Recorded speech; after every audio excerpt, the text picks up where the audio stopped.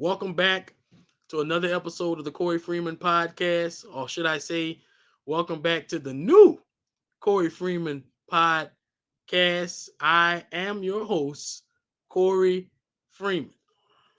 I hope that everyone is having a great and fantastic day. I hope that whatever it is that you're doing, you're giving it all you got.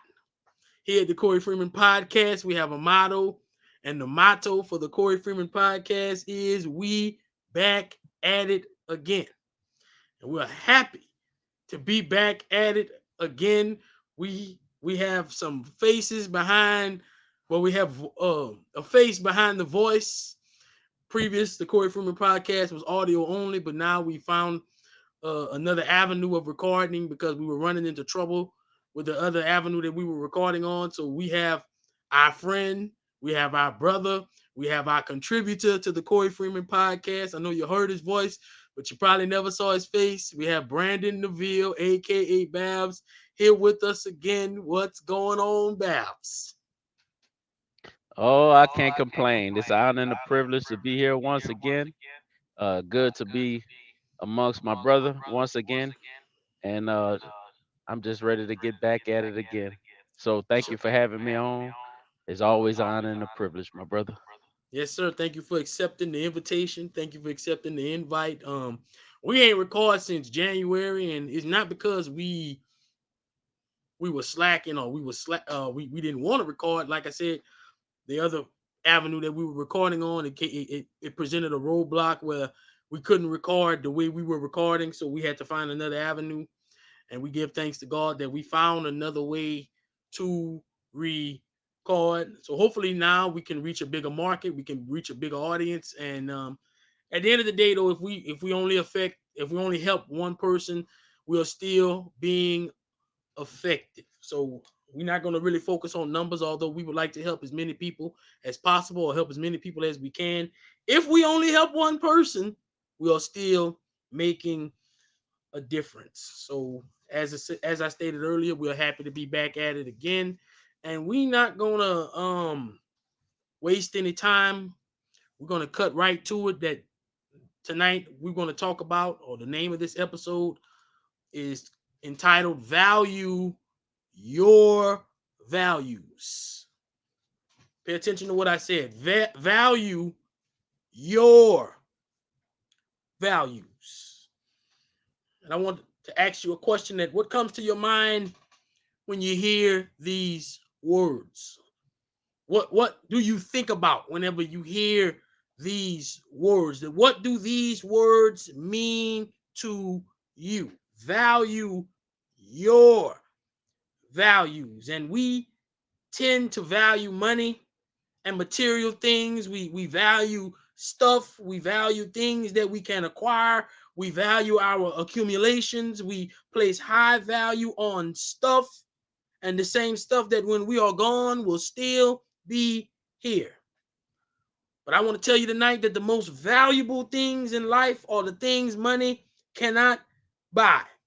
The most valuable things in life are the things that affect the heart. I want to say that again. The most valuable things in life are the things that affect the heart. Things such as love and compassion and empathy, grace, forgiveness, understanding, sharing, kindness, and caring. Things that affect the heart. The most valuable things in life are things that will affect my heart.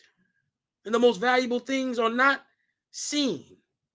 And we are taught by the Bible to set our affections on things that are eternal, things that come from above, or things from above, things that are eternal, that are eternal, or things that are everlasting. And valuing your value means to appreciate your values. It means to respect your values. It means to admire your values, honor your values, that holding tight and having a firm grip on your values. It is important to understand that your values are important to you. I said that your values are important to you. So your values matter to you, or your values speak for who you, well, your values speak for you when your mouth is closed. Think about that. That you don't have to say one word, that your values will speak for you. That your values speak to who you really are as a person. That your value are the principles and standards that you refuse to compromise. It's just some things that I'm not going to do because of my values. That your values are a covenant that you will not break. Well, you say, what is a covenant? A covenant is pretty much a promise. And it's a promise that I will not break, not to others, but to myself. That I hold myself to a certain standard, governed by certain principles, and some lines I will not cross. So your values are what you will stand up for no matter who opposes you. I want to tell you that again. I said your values are what you will stand up for no matter who opposes you or who is against you. That this is what I stand for, and I don't care who I have to go against. I'm not turning around and I'm not backing down. That this is what I believe in. So your values represent the core of your beliefs, that your values are the foundation of your character, your mindset, and your personality. And who we are ultimately will become, or who we will become, is based on your values. That who you are right now as a person, or who ultimately you will become, is based on your values. So our values are the roots of our ethics and the base of our morals. And maturity and growth is finding things out about yourself. And I just want to encourage you to never assume who you are today is who you're going to always be, that the best is yet to come, and you have not reached the best that you will be. You have not seen your best. And beloved, I just want to tell you that we're walking away from people and things that threaten your peace, or who you feel your boundaries are not meant for. That part of valuing your values is having boundaries established. In other words, you must have boundaries. Otherwise, we don't respect our values. I'm going to say that again. I said you must have boundaries, because if you don't have boundaries, then you don't respect your values. And a boundary is something that lets people know I'm not going for this. And either you can respect it or you can check it. But even if you check it, you still going to respect it, because my boundaries place a barrier in between me, or between you and me and the foolishness. So, beloved, not everyone is going to respect your values. Not everyone is going to respect your worth and what you have to offer and what you bring to the table. But one of the most expensive things we could ever do is pay attention to the wrong people. I'm going to tell you that again. I said one of the most expensive things you could ever do is pay attention to the wrong people, or follow the wrong people, or give access to your life, your mind, your body, your heart to the wrong people. And beloved, when you start seeing your worth, you will find it harder to stay around people who don't. And as I try to bring this introduction to a close, I just want to tell you greatness is not about how much wealth you can acquire, but it is the integrity and the ability to affect those around us in a positive way. That my greatness is based on my willingness to serve others in the right way. That serving for the glory of God. And beloved, when we speak about value and your values, we are not speaking to those who value foolishness or value stupidity, who value wickedness. We are talking about nothing illegal or nothing immoral. I'm talking about the values that God has given us, the seeds that God has planted in us. And that value cannot be measured by man, but only by God. I'm going to tell you that again. I said that value cannot be measured by man, but only by God. And when you know your values, you don't accept anything less. You will never have to settle. So this was the introduction, and I just want to turn it over to Babs, but I want to turn it over to him with a question: that what does that value your values? What does that mean to you? What does that speak to you? What does that say to you? What does that echo to you? Okay. First thing I think about when I hear value your values, that most people don't even know what their values are because they don't have their true identity. And what I mean by that, that for a large period of life, most people spend their life following other people. Mm, So whatever the identity of is of the crowd that they following or the person that they following, the values is really not their values, it's other people's values. So They don't really realize their own values until they understand their own identity. So until you figure out your identity, can't even understand or figure out what your values are because subconsciously you haven't even wrapped your mind around who you are. So before you can get to your values, you have to wrap your mind around who you are. So you have to have your own identity first. So um like I say, for a large period of life, people spend their time following other people and doing okay, let me give examples before I go too far down this road. Um Sometimes people buy things like maybe vehicles because it's not really something that they like or something that they want, but it's something that maybe other people may like or other people may want.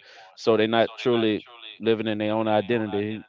Guy might have a friend and he likes to go to the club, and you don't club, you don't go to no clubs and stuff like that. But you know that's not something that you want to do, but you just go ahead with it. So you're not living in your own true identity. So you can't even begin to discover your own values because you don't have an identity yet. So I believe that's the first part of the problem, like knowing who you are and understanding who you are and being all right with yourself. Because before you can, really identify your values in life, you have to accept you for who you are. You can't, be a I'm gonna give another example. I used to work with a guy when I was living in Thibodeau, and he had got married and stuff. I was telling him how I was about to get married and stuff, and he told me, "Man, I took out a loan for $50,000." I said, "For what?" He said, "To get married." I said, "Man, you spent $50,000 on the wedding?" He said, "Yeah." He said, "Man, I had all kind of liquor and all kind of DJs and this performer, that performer." I say, "Man, you wanted to spend all that money and all that, to have all that stuff?" I say, "Man, that's a large bill there." He said, "Nah, I didn't really want to do that, but if I'm gonna do it, I want to make sure that it was big. I want to make sure everybody was gonna talk about this for years to come." So right then and there, he valued the ceremony itself and how other people would see him instead of valuing the covenant. You know what I mean? So it's just like not having an identity and worried about what other people think. It'll cause you not to even know what your values are. Before we can even get to valuing your values, most people don't even understand what their values are because they're not walking in their own identity. So that's the first part of it. So when I hear value your values, the first thing pop in my mind is that for a large period of time, in people, adolescents and young life, they haven't even discovered what their values are because they haven't discovered their identity yet. So when I hear value your values, that's the first thing coming to my mind, So, um, I think we all had that problem where we was all right? focused, or we all was living somebody else's life, not really Hmm. identifying with ourselves or identifying with what we who created to be. And why do you think we struggle with that? Um, peer peer pressure, number Mm. one. Not wanting to be the oddball. Watching other people get picked on or laughed at for the unpopular beliefs, the unpopular way of life, and knowing in your mind that, man, you're not down with this, you're not down with that, but you don't want to seem like it. You're the only one that got 3, 4 other people that's down with it. You don't want to be the one that say you not, and then everybody, turn the tables on you. So instead of being that guy, you just kind of go along with it, with everybody else and with the popular belief. And years down the line, after going through a whole lot of what life gonna throw at you behind that, then you start to figuring it out the hard way, and then you start to valuing um, your values instead of other people's values. So I guess it's safe to say that if you're going to value your own values, then you have to be willing to go against the grain. You have to be willing to swim against the tide. You have to be willing to swim against the currents. You have to be willing to, I say this all the time, but to look foolish. So, and I don't think that people don't like looking foolish because they want to be accepted by everybody. But to value your own values and to your own beliefs, we have to realize that not everybody is going to believe what I believe. We said this on so many other podcasts, but it always comes back that everybody's not going to see what you see. That's why it's your vision. That's why it's your goal. That's why it's your dream. That's why it's your value. So I want to elaborate a little bit on the your part. Okay. Um, Valuing what's valuable to you. Well, first off, value is meaning like what's meaningful to you. Um, Valuing your values is like I said, what's meaningful to you, not what's meaningful to this person and that person. And like you said, you have to be willing to go against pretty much everybody for what you stand on. It kind of coincides with principle. You have to stand on something. You have to believe in something, even if it goes against what everybody else believes in.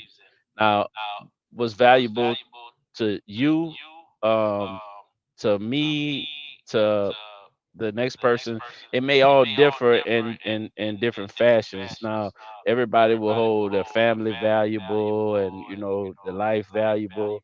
But a lot of people values is spread out amongst different things, whether that be career, um, finances. But in the end, when you think about it, you can't take that stuff with you. You can't take Hmm. none of it with you. So when you think about that, it make you dig a little deeper into to who you are and you know where you see yourself. So you can see it on the surface level, but once you dig the surface of valuable, it's only a few things that you can really. Well, I want to speak about me personally. There's only a few things that you can really hold valuable to you, and that's not monetary things or material things. It's the things that when you laying there. Um, and I talk about this sometime when you laying there and you're on your dying bed, and you're not thinking about the job. You're not thinking about all this other stuff. You're thinking about only a few things. And whatever those few things is going to be for you in your last days, in your last minutes, that's when you're going to know what's valuable to you. The relationships, the bridges that you cross, hopefully not the bridges that you burnt. And if you Hmm. did, hopefully you got a chance to mend that and make peace with that. But, you know, when you face with your last minutes on earth, that's when you're gonna find what's really valuable to you in your life, and hopefully people find that before it's too late.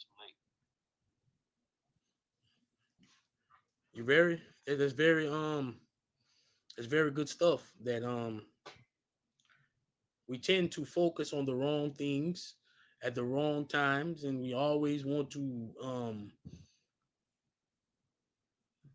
when something bad happens, then we want to typically try to work things out with people and stuff like that. It always takes tragedy to get our attention, but you ever pay attention that people will change for a very slight period of time. Like I seen some Hmm. people like they might have gotten hurt on the job, and they had a big case coming, and they want to talk to me the whole time whenever they had their money coming. But then once they got their money, they slowly started to go back to the old way and their old way of doing things. You started seeing them at the casino and stuff like that. And I'm not saying that, hey man, live your life, value your values. You understand? But what I'm saying is like we typically know something when we want something, and then once we get something, we don't know that anymore. So what I'm saying is, I'm just trying to shine light on the issue, because the issue is that a lot of people do have values, but they value things at certain times. That it's not valuable all the time. Like you get what I'm saying? Like um, some fathers, they talk about their kids, blah blah blah, but they not consistent all the time. And don't get me wrong, nobody's always ever 100% consistent. But what I'm saying is we lack so much inconsistency in our values, in our value system. That's and another issue is that a lot of times we go against our own value system. And when you start going against your own value system, then it's like whatever wall or whatever you foundation you built, it's like now you're tearing it down. And if the foundation is fragile, if the foundation is fractured, if the foundation is not a foundation, then things can creep in, things can break, things will fall, you will break through the floor. You get where I'm going with this. So what I'm trying to say is that how can we become consistent in our values?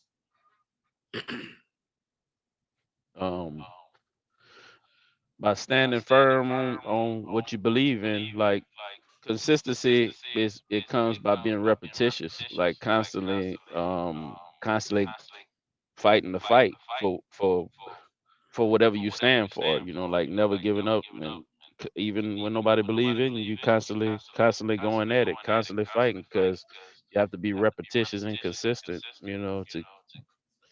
to be consistent. You got to keep going and keep going and keep going, and practice makes perfect, like they say, but maybe not perfect. But if you keep practicing it, you'll become a professional, anything. That's why basketball players take 1,000 free throws in the gym, because they want to be um, consistent. The only way they can do it is to be repetitious. Just keep doing it and keep doing it, even when nobody believe in you, and when it look like everybody going against you. You still got to stand firm on what you believe in and keep going, even when nobody see the vision but you. It's your vision, Mm. so that's supposed to be enough. As long as you can see it, it's your vision. Everybody else is not gonna believe in you. It's not supposed to believe in you. Some people have to see it to believe it. You know what I'm saying? Some people can, believe it before they see it, but in the end, it's your vision. So you have to stand firm on what you believe in and go after it, even when it's just you. When you're the only one shooting in the gym, you still have to get your shots in. So what advice would you give to someone who say, "Man, I'm struggling.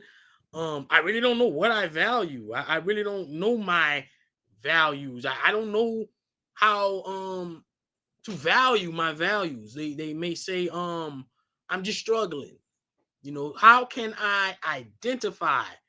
We talked about earlier that we don't know how to identify with ourselves. How can we identify with our values? And I want to be clear. I know I said it earlier, but I'm saying it again. I'm not talking about no foolishness.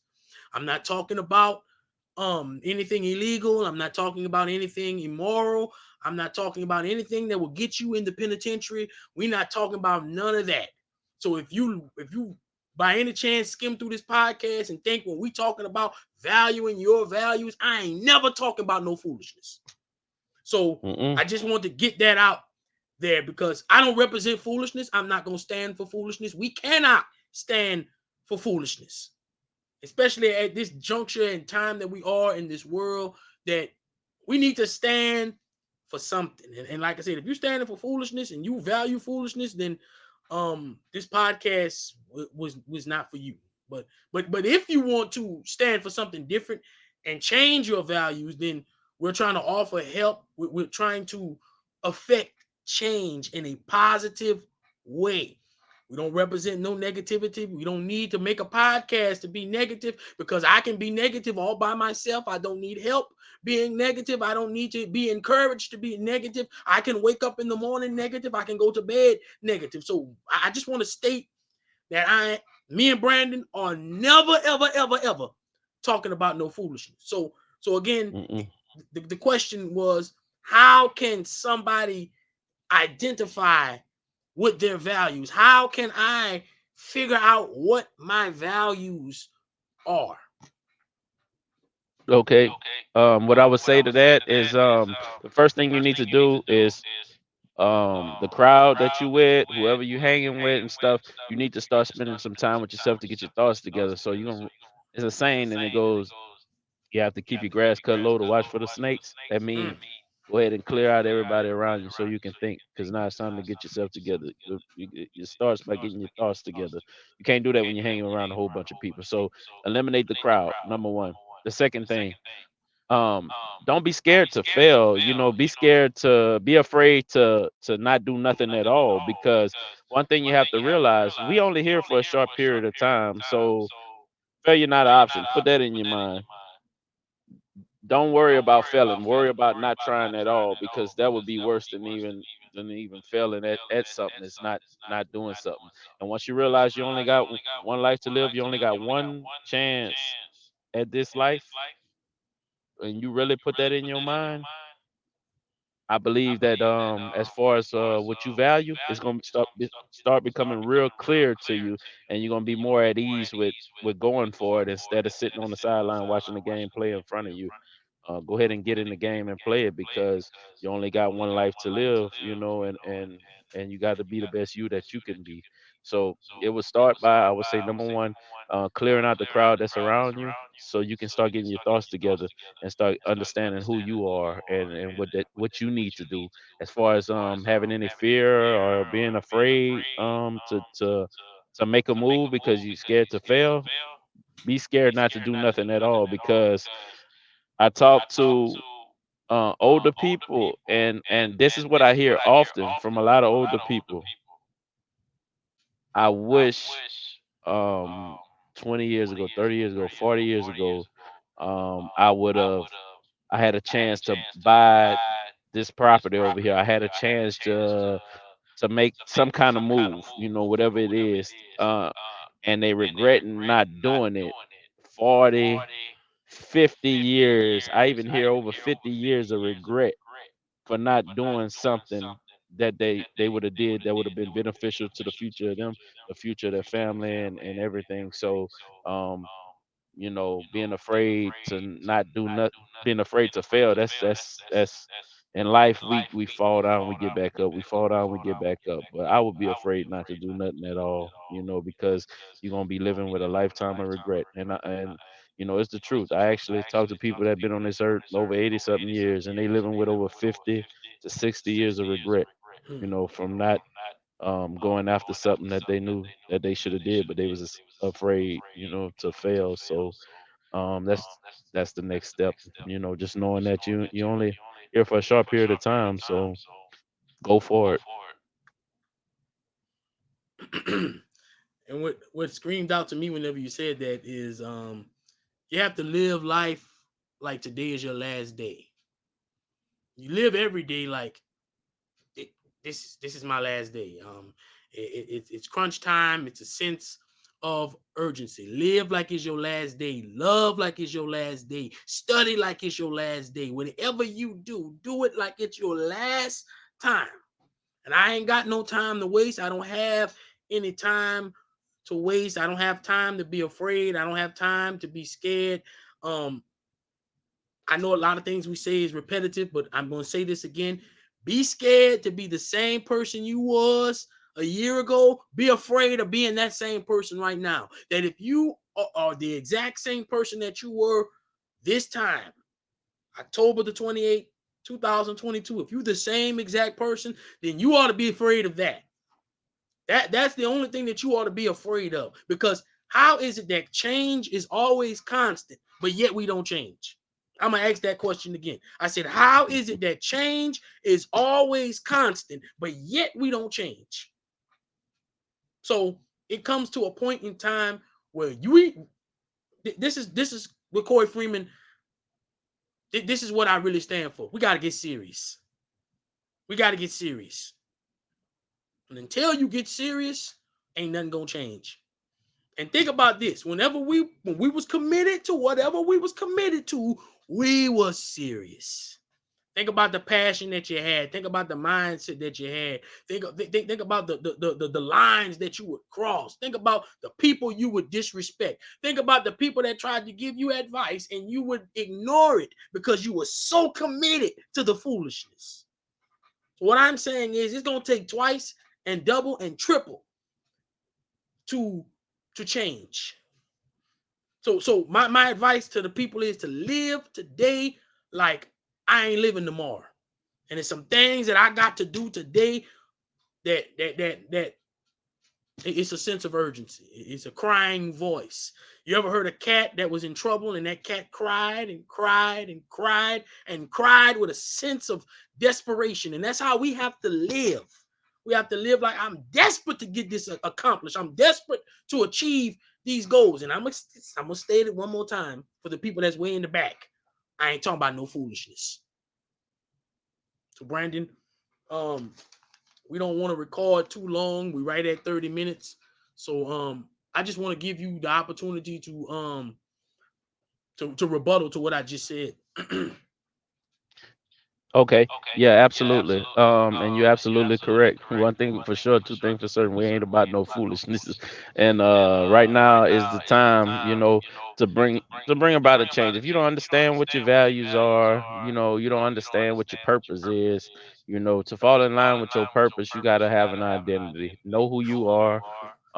Trim the fat. Get the if you got foolishness around you, get that from around you. Because you can't think clearly when you got a bunch of different people around you with a bunch of different mindsets. In order to have your own mindset, you need some time to yourself and figure it out what it is that you need to be doing. Because we're not here for long. We don't have no time to play, and we don't have no time to waste life, because you're gonna look up. And if you're in your 20s, you're gonna look up. You're gonna be in your 30s. If you're in your 30s, you're gonna look up. You're in your 40s, and then you looking around, and the people that was the older people in the family and the older people in the neighborhood, they was now they looking like the old people. And now you the older people, like when the family get together and uncle so and so will barbecue and ain't so and so will fix the food and in the kitchen and all that, and you look up, and some of these people is gone now, and some of these people that can't get around too good no more. They walking with sticks and things, and they asking you, hey, get that pit hot, start frying up. Hey, tell your brother get in there and start mixing that dressing mix. And then you start to realizing after two, three times of doing this stuff that, oh, hold up. We the older people now. Oh, we we responsible for this. Now we running around. We got kids running around here looking at us like we looked at them. And now you realize, man, ain't no time to play. This is serious business. You gonna look up again, and then we'll be walking with a stick, and we fortunate enough to live that long to see them days. So we ain't got no time to play. Like you said, we should be living it like it's our last day, because somebody out there somewhere is their last day, and that's just a fact. Yep. We all gonna run out of tomorrows. At some point, we all gonna run out of tomorrows. So that's why today is so important. We all are gonna run out of tomorrows. That's what I want to leave you with tonight. That's why today is so important. I can't do nothing about tomorrow. I don't know about tomorrow. Tomorrow ain't promised. But if I was allowed to see today, then that means today is right here in front of me. We must take advantage of today. So we just happy. We just happy to be back at it again. We run into roadblocks, and I just want to tell you that when you decide to do right, you go run into some roadblocks. You go run into some foolishness. That things will happen. But my brothers and sisters, my beloved brothers and sisters, when you value affecting change, or when you understand that just part of the process, or you understand that opposition don't fight the people who ain't doing nothing. So when you get your mind to understand that when you decide that you're going to make a difference, well, the enemy's not going to just he don't want you to make a difference. So he's going to present roadblocks, and sometimes it ain't got nothing to do with the enemy. It's just life. Life stuff just happens. That's just life. So the thing about it is that when those things happen, what are you going to do? You're going to keep on pushing forward. You're going to keep on moving. You're going to keep on grinding. You're going to keep on trusting in the Lord. Or will you turn around and go back? So that's all I got for him tonight. Brandon, you did an amazing job, because you didn't know none of these questions I was going to ask you. A lot of these questions, I sent you a couple of questions yesterday, but I don't even think I asked you those questions. I might have kind of came close to them, but um, I just wanted to throw some stuff out there, because when you ain't had no time to adjust to this, you just had to speak it how it was. And I think that's when you get the truest and the best and sincere answers. Whenever you just, I'm not gonna say you was caught off guard because you knew I was gonna ask you some questions, but it was just, you get It what I'm was trying to real. say. Yeah. Yes, indeed. So we ain't recording on Anchor. This one was brought to you by StreamYard. And just want to say that if you're looking to start your own podcast or any type of streaming thing, I think this is a pretty good platform where you can record and make a difference. And so I'm actually at a loss for words right now. Brandon, we just thank you for jumping back on because, like I said, it's been almost a year, been 10 months, and we You're were right. supposed to go higher this year. We recorded maybe 25, 30 episodes last year. I don't really have the number, but it was a lot. And we were supposed to go higher Hmm. and we were supposed to go further. We were supposed to go deeper this year, but at the same time, um, we just want to be let it be known that we ain't stopping, bro. And we got enough material out there that even if we never record another podcast, I think we've put enough stuff out there where we can affect change. So Brandon, I appreciate you for jumping back on. And we need to make Thank this you for happen having again me. as soon as possible. Just to I heard a song today, they were talking about that midnight oil. And all I could do was think about you. That's all I could do was think about you. They talking about burning that midnight oil. I say, oh, there it Hmm. is. So therefore, Yes, indeed. we want to continue to burn that midnight oil. You understand? So Brandon, like I said, once again, I appreciate you for jumping on once again on the Corey Freeman podcast. I call you a contributor, I call you a friend, but you are part of the Corey Freeman podcast. You are the Corey Freeman podcast. So the Corey Freeman podcast, the reason, because I could have been, I can be honest and say I could have still recorded by myself, but it just wouldn't have been the same. So Thank you I for praise having me, my brother. I praise God for you. I thank you. And my daddy always did say two is better than one. Yeah, that's right. So Appreciate you, brother. until the next time, um, we signing off.